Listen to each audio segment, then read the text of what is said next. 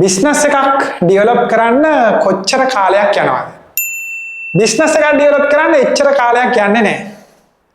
හැබැයි බිස්නස් එක ඩෙවලොප් කරන පුද්ගලයා අයිතිකරු ඩෙවලොප් වෙන්න සෑහෙන කාලයක් යනවා. එයා ඩෙවලොප් වුණොත් එයාගේ දියුණුවත් එක්ක ව්‍යාපාරයක් වේගෙන් දියුණු වෙන්න පුළුවන්. ඒතකොට අයිතිකාරය දියුණු වෙන්නේ කොහොමද?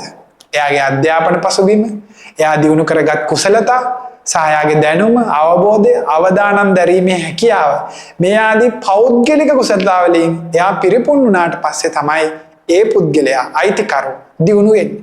ඒකත් එක්ක ව්‍යාපාරයක් ඉබේම දියුණු වෙනවා. දැන් අපි ගමු දැවැන්ත ව්‍යාපාරිකයෙක් මාර්ක් සකර්බර්ග් වගේ කෙනෙක්.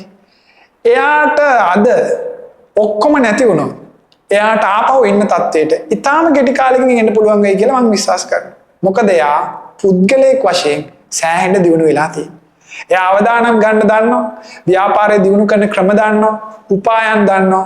එයා දැනුමින් පරිපූර්ණ පුද්ගලයෙක්. ඒක නිසා ඊටාම ඉක්මනින් සම්පූර්ණයෙන්ම නැති වුණත් ආපහු ඉන්න තත්ත්වයටපත් වෙයි. ඉතින් ළමයි අපි මේ අපේ අධ්‍යාපනය කියන එක ඊට පස්සේ අපි ලබා ගන්න කුසලතා අපිව බිඳුවට වැටුණා. අපේ කුසලතා, අපේ අධ්‍යාපනය අපෙන් අයින් කරන්න බෑ. අපිට ඕන තරම් උදාහරණ ප්‍රායෝගික දේවල් කියන්න පුළුවන් බිඳුවටම වැටිච්ච. එහෙත් අධ්‍යාපනයේ සහ කුසලතා විතරක් තිබ්බ පුද්ගලයෝ ආපහු පරණ තත්ත්වයට නැවත ඇවිල්ලා තියෙනවා. ඒ නිසා අධ්‍යාපනය කියන එක ඊටාම වැදගත්. ඒක ඇති කරගන්න, ඒක ඔයාගෙන් හොරා ගන්න බෑ. ඔයාගෙන් අයින් කරන්න බෑ.